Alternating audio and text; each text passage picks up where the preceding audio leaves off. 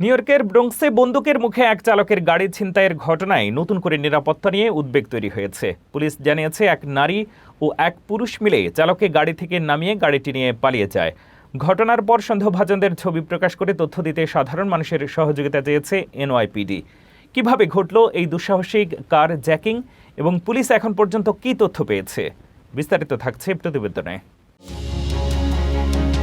New ইয়র্কের ব্রঙ্কসে দিনের আলোতেই ঘটেছে ভয়ঙ্কর গাড়ি ছিনতাইয়ের ঘটনা। বন্দুক দেখিয়ে এক চালককে গাড়ি থেকে নামিয়ে নিয়ে গেছে একদল দুর্বৃত্ত। ঘটনার পর পুলিশ সন্দেহভাজনদের ছবি প্রকাশ করে তাদের খুঁজছে। পুলিশ জানিয়েছে গত ২৬ জুলাই ভোর প্রায় ৩:৪০ দিকে ব্রঙ্কসের শেরিডান বুলেভার্ডের 1440 নম্বর এলাকায় অবস্থিত শেরাটন হোটেলের সামনে এই ঘটনা ঘটে। ৪৯ বছর বয়সী এক চালক সেখানে অবস্থান করার সময় এক নারী ও এক পুরুষ তার কাছে আসে।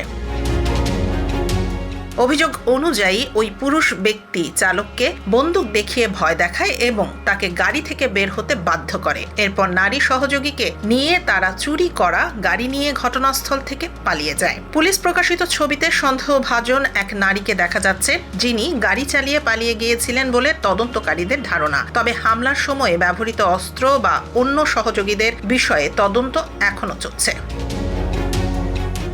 সৌভাগ্যক্রমে এই ঘটনায় চালক কোনো শারীরিক আঘাত পাননি। তবে এলাকাবাসীর মধ্যে নতুন করে উদ্বেগ তৈরি হয়েছে। অনেক বাসিন্দা বলছেন, দিনে পরিস্থিতি স্বাভাবিক থাকলেও রাতে রাস্তায় চলাচলের সময় সবাইকে সতর্ক থাকতে হয়। এদিকে নিউ ইয়র্ক পুলিশ বিভাগের তথ্য অনুযায়ী চলতি বছরে ব্রঙ্কসে ডাকাতির ঘটনা আগের তুলনায় কমেছে। তবে এমন আকস্মিক কার জ্যাকিং এর ঘটনা নিরাপত্তা নিয়ে আবারও প্রশ্ন তুলেছে। পুলিশ সাধারণ মানুষের কাছে অনুরোধ করেছে প্রকাশিত ছবির ব্যক্তিকে কেউ চিনতে পারলে দ্রুত আইন শৃঙ্খলা বাহিনীকে তথ্য দিতে।